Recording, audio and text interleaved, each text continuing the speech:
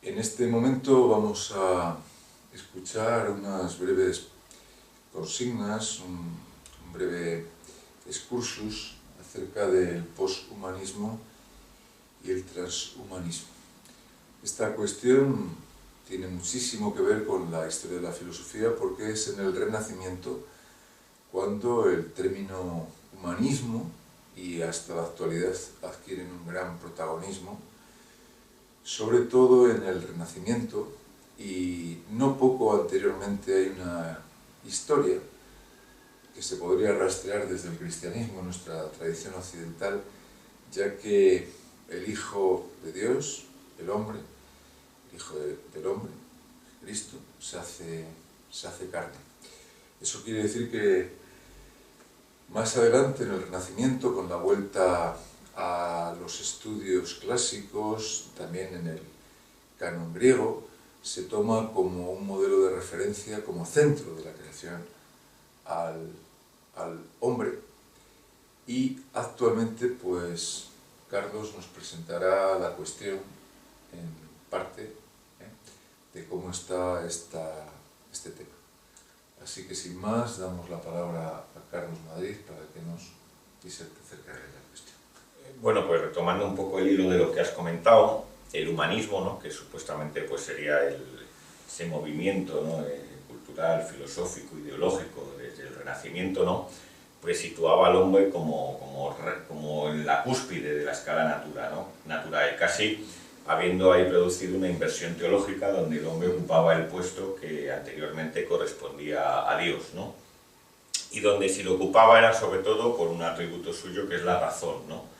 Claro, aquí hay una serie de mitos involucrados tremendo, pues desde el mito de la escala natural, esa organización climatológica, ¿no?, del mundo, como también el mito de la razón, ¿no?, como si existiera esa especie de razón de atributo sustantificado, y también el hecho de pensar que existe sobre todo el hombre, ¿no?, cuando el hombre más allá de como una especie de género biológico, pues en el momento que tomamos en cuenta las instituciones históricas, culturales, vemos que no existe el hombre, que lo que hay son españoles, franceses, alemanes, qué sé yo, mexicanos, etcétera, etcétera.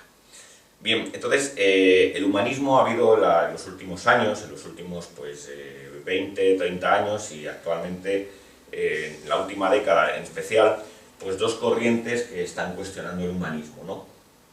Una sería el poshumanismo, que lo hace más por la vía cultural, ¿no?, que intenta, pues hace una crítica muy fuerte al humanismo y se sitúa ya como pasando ese campo, como si el humanismo ya hubiera caído, ¿no? Esta es la posición, pues por ejemplo, del posmodernismo, de todo lo que tiene que ver esta vía cultural, pues qué sé yo, con Foucault, con los pensadores franceses, con la teoría feminista, la teoría queer, el ecologismo, un largo etcétera. Pero a mí me parece que más interesante que el poshumanismo es el transhumanismo, que está ahora tan de moda. El transhumanismo pues intenta superar el humanismo, pero ya no por la vía cultural, sino por la vía tecnológico-científica. Este movimiento, que por ejemplo tiene en uno de sus adláteres al famoso historiador Yuval Noah Harari, que en Homo Deus pues acaba abogando precisamente por el transhumanismo, ¿no?, pues es un movimiento que lo que promueve es el mejoramiento humano y aspira en el límite a crear una especie nunca mejor dicho, de especie posthumana, que en el límite pues sería inmortal, no solo que retrasásemos el envejecimiento pues 10, 20, 50, 100 años, sino que en el límite pudiera ser inmortal. Bien, lo primero bueno que hay que decir es que el papel lo aguanta todo, y vamos a intentar ver un poco desde las coordenadas críticas del materialismo filosófico, un poco pues dar algunas pinceladas, aunque sea muy telegráfico, para orientarnos con estos movimientos, ¿no? El transhumanismo tiene a su vez como dos ramas, y voy a hablar primero de una y luego de otra. Una primera rama es la que está ligada a la inteligencia artificial, y lo que aspira es que esa especie poshumana pues es el cyborg, ¿no?, que sería una especie de hombre en el cual hay ciertos implantes robóticos, que es lo que produce la mejora, ¿no? Y la inmortalidad se podría conseguir mediante el volcado de nuestra memoria en un ordenador. Luego hablaré de esto, ¿no? Claro, aquí ellos, ¿en qué se basan? Bueno, pues se basan en que efectivamente hay varias prótesis, ¿no? A día de hoy que funcionan, como son, por ejemplo, los implantes cocleares, el marcapasos, etcétera, que son pasos en esa dirección hacia el cyborg. Ahora bien, yo creo que aquí hay que hacer una crítica radical a esta corriente del transhumanismo de la inteligencia artificial, en tanto en cuanto está envuelta en el mito de la inteligencia artificial. Por un lado, ese mito de la inteligencia artificial tiene dos componentes. Uno en lo que toca a la concepción de la inteligencia y otro en lo que toca a la concepción de lo que sea o no lo artificial, ¿no? El rótulo inteligencia artificial, bueno, pues es un rótulo que viene de 1956, de la conferencia de Dartmouth, donde se juntan ahí pues diferentes personas, Marvin Minsky, Shannon, etcétera, ¿no? Y el problema es que la corriente transhumanista parece que hace suyo lo que sería la inteligencia artificial fuerte, que es la idea de que la mente es lo mismo que un ordenador. No, ojo, no es que haya una analogía entre el ordenador y la mente, que es lo que sostiene la inteligencia artificial débil, sino que lo que aquí se sostiene es que efectivamente una mente y un ordenador es lo mismo. Claro, el problema que hay que decir es que la inteligencia no está tanto en la máquina, en los ordenadores, cuanto en los programadores de esas máquinas. Y por otro lado, esto quiere decir que no es el ordenador el que explica el cerebro humano, sino que es al revés, es el cerebro humano lo que explica el ordenador. Por otro lado, se suele hablar mucho también de la visión artificial, ¿no? Como diciendo, la inteligencia humana sería natural porque estarían los genes, la inteligencia pues de los ordenadores, etcétera, sería artificial. Claro, está el viejo mito, naturaleza-cultura, donde la naturaleza es la parte pues, no artificial y lo artificial sería la cultura, ¿no? Claro, como si la inteligencia humana no fuera tan artificial, en tanto en cuanto depende de la cultura, de la escritura, de una serie de inventos, de la educación, una serie de instituciones, de la misma manera que los ordenadores, ¿no? Bueno, entonces, esto dicho por parte de esa rama, ¿no? Que quizás es dentro del transhumanismo la rama menos potente. La rama más potente es la otra, la que más que apostar por la inteligencia artificial, que bueno, también hay que decir que la inteligencia artificial, más que una única ciencia, es una especie de mezcla heterogénea de ciencias, tecnologías, que no cierran bien, ¿eh? La otra rama del transhumanismo es la rama biotecnológica. Esa rama por lo que apuesta es por la ingeniería genética. De tal manera que, por ejemplo, se piensa que modificando nuestros genes, pues en los embriones humanos, por ejemplo, podríamos conseguir pues, especies que la especie humana pues, fuese mejorando cada vez más. Claro, aquí hay, obviamente, igual que pasaba en el otro caso del transhumanismo, donde la base para hacer esto son pues, cuestiones como los marcapasos o los implantes cocleares, aquí la base es, pues, por ejemplo, determinados experimentos. No ya solo con pues qué sé yo, con bacterias, ¿no? Sino ya algunos muy importantes, ¿no? Por ejemplo, en 2018 en China, un científico modificó los genes de un embrión para intentar hacerlo resistente al VIH. El problema es que eso no funcionó bien. Y la niña, me parece que lo que le sucede es que tiene como en su cuerpo, es como un mosaico, tiene como dos códigos genéticos sus células, unos las que están modificadas y otras las que no. Claro, esto tiene que ver con muchas veces cuando se habla de estas cosas no se distingue que no es lo mismo operar con ratones o con bacterias que operar con el ser humano, donde hay una complejidad mucho mayor. En cualquier caso, lo que interesa aquí a mí me parece más es hablar un poco de los argumentos filosóficos en contra y en pro, que tienen uno de estos argumentos. Entonces, en primer lugar, tendríamos argumentos que están en contra, ¿no? De la naturaleza humana, por ejemplo. Argumentos en contra, ¿no? Algunos de estos argumentos sostienen, por ejemplo, que existe algo así como la naturaleza humana y que entonces pues, no estaría bien violarla o modificarla, ¿no? Claro, aquí estas, por ejemplo, posiciones en esta línea en la que están, pues, por ejemplo, Habermas o Fukuyama, que se han manifestado en contra de la ola transhumanista. Claro, el problema es el siguiente, que hay como dos polos. Hay quienes defienden que efectivamente existe una idea de naturaleza humana que estaría ahí fija, y hay quienes sostienen un poco la línea de Ortega de que no existe la naturaleza humana, sino que el hombre lo único que tiene es historia, ¿no? Así, por ejemplo, en España hay un debate interesante, a mi juicio, que es el que sostienen por un lado Alfredo Marcos, que reivindica a Aristóteles y la idea de naturaleza humana, y por otro lado Antonio Dieguez, que sostiene, haciendo suya la interpretación de Ortega de Pepe la Saga, pues que efectivamente el hombre lo que tiene es historia, no tiene naturaleza, más que como una especie de equipaje que estaría ahí como en la mochila, por así decirlo, ¿no? Claro, el problema yo creo que es es un problema de ontología, y quizás lo que haya es que si, desde el materialismo filosófico, ¿no?, como sostenía Bueno, efectivamente hay un canon de naturaleza humana. Lo que pasa es que ese canon es procesual y va cambiando con el tiempo, y efectivamente va cambiando, ¿no?, como va cambiando, qué sé yo, la altura media de los españoles, ¿no? Y entonces aquí es donde hay que atacar que el problema no es caer ni en una ontología fijista ni en negar la ontología de la naturaleza humana, sino intentar alcanzar una versión procesual, dialéctica de la idea de naturaleza humana. Por otro lado, otro argumento que se da en contra es que el transhumanismo y las modificaciones genéticas ya no solo es que alterasen la naturaleza humana, sino que alterarían la dignidad humana.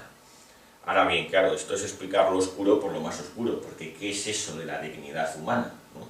Claro, esto no, en el fondo esa es una idea metafísica que lo que está haciendo es recoger pues toda una tradición de la inversión teológica a la que te referías tú al principio, ¿no?, donde la dignidad humana viene de que el ser humano es el que recibe la palabra de Dios, de que Cristo es el que se hace hombre, ¿no? Entonces es una idea que de cierto modo está presa de la inversión teológica, y con toda la carga metafísica que esto conlleva, claro, de teológica. Y luego, pues hay un tercer argumento que se suele dar en contra, es que del transhumanismo, es que, claro, las modificaciones genéticas sucedería que solamente la podrían pagar los ricos y no los pobres, y esto generaría muchas desigualdades. Y uno dice, bueno, pues como cualquier cosa, es decir, como cualquier invento tecnológico que genera desigualdades, esto no es algo nuevo, ¿no? Entonces, estos son un poco los argumentos que se dan en contra, argumentos que a mí me parece pues, que están muchas veces peñados de una metafísica tradicional. Vayamos ahora, ya para acabar, a los argumentos que se dan a favor, ¿no?, que están también peñados de una metafísica con la que hay que entrar pues desglosando totalmente, ¿no? Claro, los que defienden el transhumanismo pues dicen, bueno, es que ¿quién no quiere mejorar, no?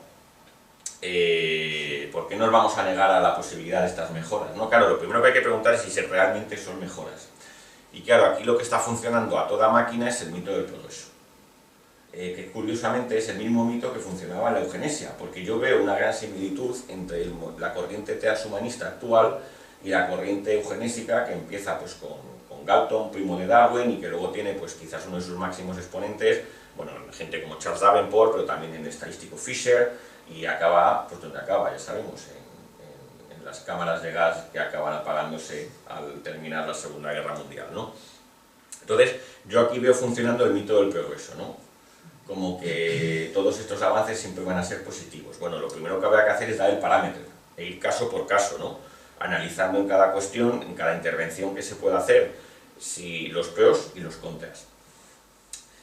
Aquí hay una distinción a la que suelen acudir las personas que reflexionan sobre esto, y es que, bueno, las intervenciones que se podrían hacer genéticas o robóticas, pues que habría que distinguir de dos tipos, ¿no?, las que son terapéuticas para curar, y las que son meliorativas, que ya son mejoras, que introducirían mejoras, ¿no? Claro, a mí esta distinción me parece que es una distinción un poco problemática, ¿no?, por lo siguiente. Bueno, efectivamente también puede haber intervenciones que no sean ni terapéuticas ni meliorativas, ¿no?, que decir, si por ejemplo lo que hacemos es introducir un gen que lo que genera es una mutación que perjudica a la persona, entonces no es ni terapéutica ni meliorativa. Claro, la cuestión es que a mí esta distinción entre lo terapéutico y lo meliorativo que se suele manejar me recuerda enormemente a la distinción que hacían los eugenistas a principios del siglo XX entre la eugenesia positiva y la eugenesia negativa. Eugenesia negativa era, por ejemplo, evitar, qué sé yo, la reproducción de los individuos considerados menos aptos. Y entonces esa se veía generalmente bien. Y a día de hoy pues hay una eugenesia negativa, pues, por ejemplo, cuando se tolera o se permite el aborto de fetos malformados, ¿vale? O que vienen con prácticas como la amniocentesis, pues se permite pues, que si viene pues, que con algún tipo de enfermedad, parálisis cerebral, algún tipo de síndrome grave, pues se permite el aborto, ¿no? Claro, esto se dice, bueno, es que esto es eugenesia negativa, ¿no? No estamos mejorando la raza, sino que simplemente estamos haciendo terapéutico, ¿no?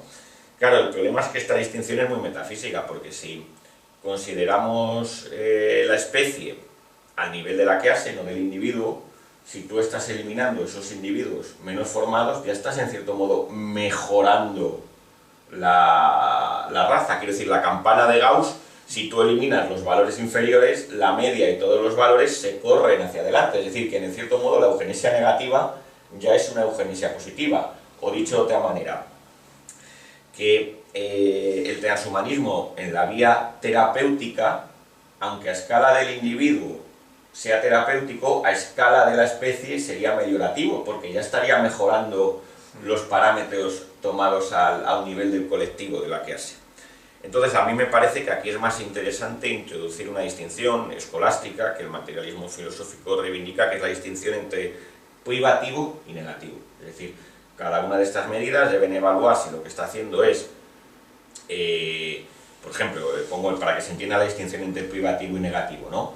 Si a una persona le falta una tercera pierna,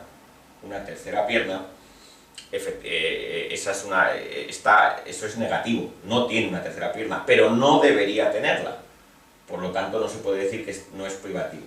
Sin embargo, a un cojo, esa falta de esa segunda pierna ya no es tanto negativa cuanto privativa, porque debería tenerla, ¿no? Claro, aquí cuando decimos debería tenerla, hay de nuevo que pensar en el canon procesual de naturaleza humana. Quiero decir, en esa idea procesual que nosotros tenemos más o menos ligada pues, al canon de Poliqueto, ¿no?